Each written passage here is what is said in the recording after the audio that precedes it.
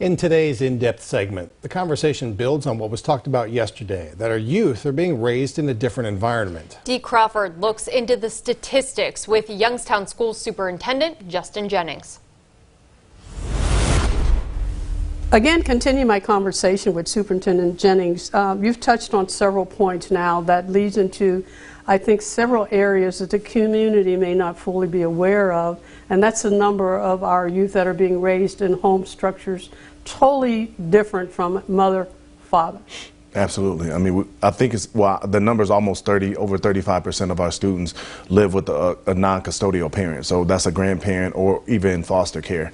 And like I said, our homeless population is almost triple. And that homeless, or what we consider, what we call McKinney-Vento, could be not having a stable home, not necessarily couch searching or living in the streets, but it is not their permanent residence. So they could be living with someone else, or living with the aunt, or their whole family is living with the aunt. So that has a huge impact on their everyday living. Again, focus on this trauma.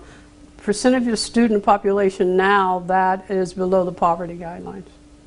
Well, our free and reduced lunch is almost 90-something, 92%. So it's huge. Wow. It's huge.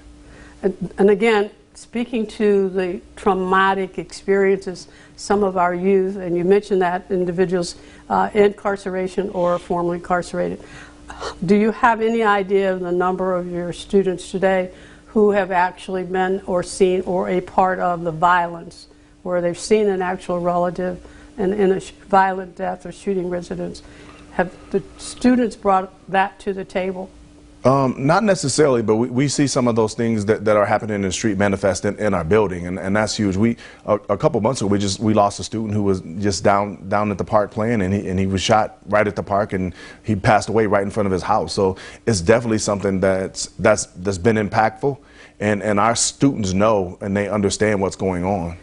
Has the city school district, and even statewide, through the State Board of Education, taken a look at this whole thing called conflict resolution?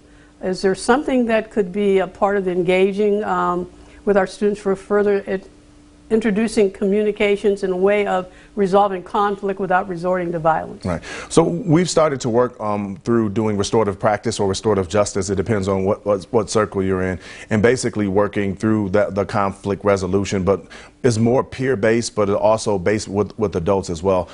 So most of our scholars have taken well to it, and one of the things we've tried to do is really keep our scholars in school, and that's one thing that we want to do. So, I mean, there are certain behaviors that we have to, there needs to be discipline, but our job is to make sure that we replace those behaviors with desired behaviors, and sometimes that has to be a conversation, and that's sometimes adults, we don't do well because we're used to, when we teach and we want to be taught like we were, and everything when I was in school was so punitive. You chewed gum, you got suspended. Absolutely. I mean, it's so different now.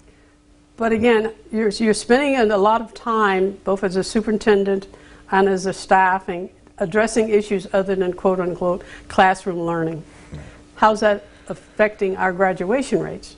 Well, our graduation rates have actually jumped up, and they held steady. They declined a little bit during COVID, but it's tough. I mean, it's really hard, because even for me in my role, my focus, I want to be just on teaching and learning, but we can't, because like you said, we have to focus on the social emotional learning. We have to make sure that our students are fed. I mean, we just purchased a dental RV because a lot of our students have never been to the dentist. When I came, we started U-Care clinics because we were a lot of our students were missing school because they weren't getting their shots. Again, I thank you as we delve further into this issue of trauma, classroom learning. Thank you for joining me, Dee Crawford, Community Affairs Director, WKBN.